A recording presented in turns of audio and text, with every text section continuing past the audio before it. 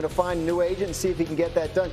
Ludicrously underpaid for his production. It's $7 million each of the next 2 years. Obviously, he's looking for a raise. We'll see if he gets one. He's also been missing time with a hamstring injury. Couple things to watch with Waller as we get closer to the season. Giants backup quarterback Tyrod Taylor injured in yesterday's preseason game against the Jets. Had to leave the game with a back injury. Coach Brian Daboll said after the game that he should be fine. That's a quote. Obviously, they'll continue to seek more information on this, and it's possible the Giants could be in the hunt for a backup quarterback if the injury to Tyrod Taylor is worse than expected. And we're still on Lamar Jackson contract watch. He still does not have his extension.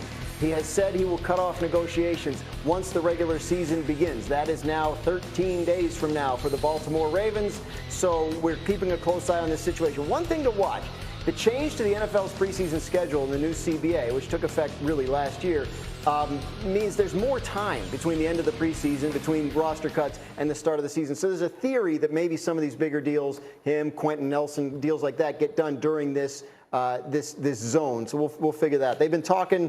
Whether they get to a deal or not remains a mystery. So maybe he gets a new contract. And I think all of us are rooting for him to get the deal that he wants. That said, there is the concept of betting on yourself. If you don't get the option or the offer that you were looking for. And earlier in this show, and I promised you we would come back to it, you predicted, Dan Orlovsky, that Lamar Jackson is going to be the MVP of the league this year. Why? Imagine how big the contract's going to be after that. Right. Lamar's going to come out and flame this league. 20-1 odds. The disrespect that has been said about him a lot this offseason. The health of not only himself, but the health of his football team. I remind everybody every time I talk about Lamar Jackson, this dude was the MVP of the league last year. Through week 12, they were the #1 seed and they had the most historically hurt roster in the history of the NFL. The #1 reason is because this organization got back to the roots of it when it comes to Lamar Jackson. They got those 3 tight ends in Mark Andrews, Nick Boyle, and their rookie Isaiah Likely. Everyone talks about the wide receivers that are needed. Yeah, whatever. They have a good one in Rashad Bateman. They have an offensive line that added Tyler Linderbaum and hopefully Ronnie Stanley at left tackle is healthy. But it's those 3 tight ends. In 2019, when he won it, he accounted for 43 touchdowns and 9 interceptions. If they all stay healthy, he is going to match those numbers and exceed the passing yards. Lamar Jackson going to win MVP of the league. I'm all in on Lamar, but Rashad Bateman's a question mark. Like, they're hoping he turns into a #1. So we keep talking about the lack of weapons, be it in Tampa, Dallas. It's the same question with Baltimore. I love Lamar Jackson, but unless you have something to worry about outside, you know this, Dan, as a quarterback, you could funnel your safeties more to those tight ends, and they're less effective. Well, so let me make sure I'm clear on what you're saying. Because it sounds to me, Dan Orlovsky, like you're saying that for all this talk that comes from the outside about how they need to expand their passing game and make it more sophisticated, make it more whatever it is that it isn't. Sure. You're saying that they're doubling down on what they do, what they have done, and what worked for them in the past with the way that you have seen their roster forming. Absolutely. And Rashad Bateman doesn't need to become a #1 because they have Mark Andrews. He's their #1. Rashad Bateman needs to be their #1 wide receiver, but he's not their #1 passing option. Absolutely, Greeny. They are going to go back and say, this is who we are, and this is when we are at our...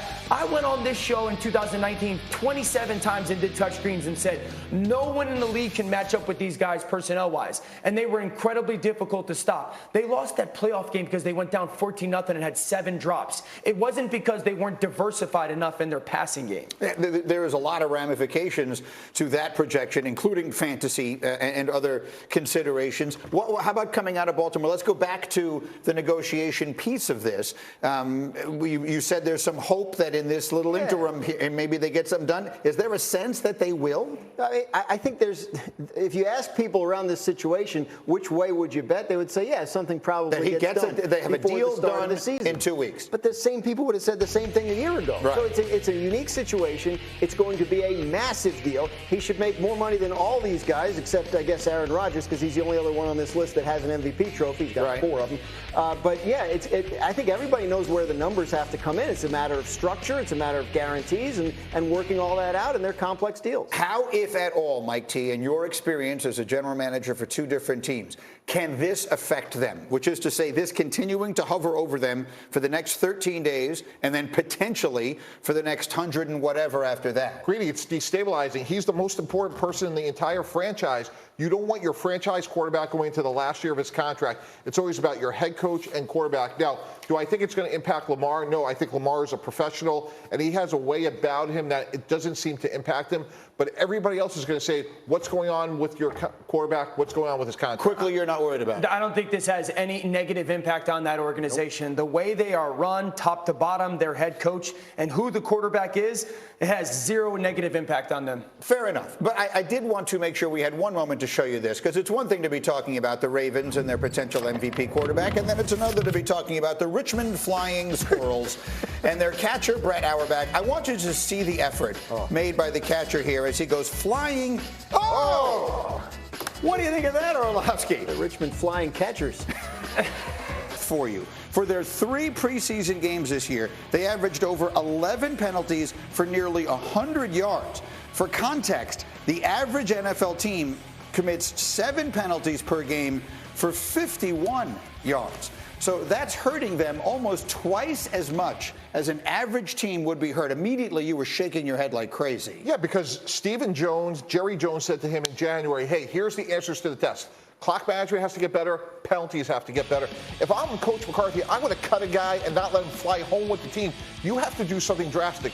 Cut a guy, bench a guy. That is unacceptable. Like, here are the answers to the test. You want to be the head coach of the Cowboys? You can't be penalized. It's the one thing he didn't fix. I mean, we don't like to make a big deal of things that happen in the preseason, but when they are a continuation of the exact problem that you had the year before, it's impossible to ignore. What are you seeing as you watch this? Well, the Cowboys, first of all, aren't talented enough to play with a lack of discipline. And I can come on television this season and blame or reason some of the losses on poor offensive line play and injuries. I can't do it over penalties. I can't do that for Mike McCarthy and the Dallas Cowboys. I can't come on a Monday and say, well, they lost because they had 27 penalties and that's what the reason was. I can sit here and say Dak Prescott struggled because he doesn't have a left tackle anymore. The injuries of their offensive line had added up. The wild thing to me is this is a controllable. You are going to lose your job for something that is within your control. And Greeny, to your point in the preseason, Daniel Jeremiah and I were talking a couple weeks ago, and we were talking about player performances.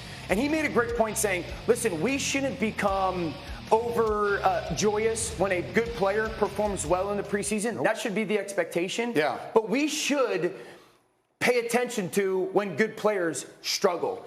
And if this is a good football team that is struggling with penalties, it's not just going to magically go away. I don't know who can win in this league with a bunch of unforced errors, but I know the Cowboys, with the way their roster looks right now, I agree with you completely. They cannot afford to give away yards like this. This matters a lot. And look, I don't know, to your point, like the Cowboys situation is obviously unique. I don't know how much power the head coach of the Cowboys has to cut a guy, quite frankly.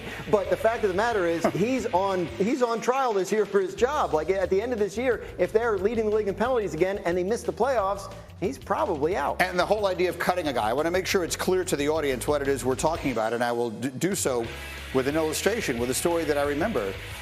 Once upon a time when Mike Ditka was the coach of the Bears, there was stuff going on in training camp that he didn't like.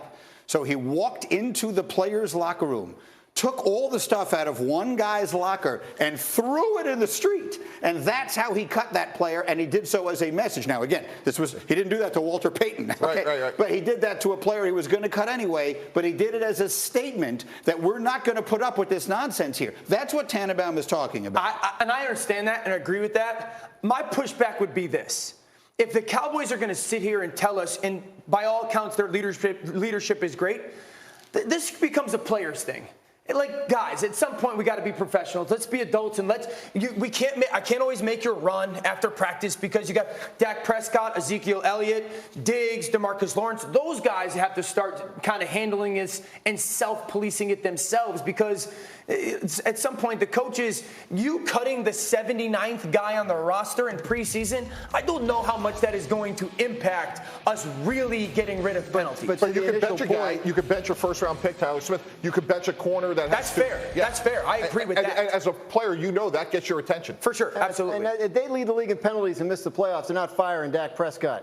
Mike McCarthy's going to have to wear this. But again, this should be so much more about a job security. Yeah. Dude, you're a team that won 12 games last year. You want us to take you as a bona fide, legit division champ and Super Bowl contender. The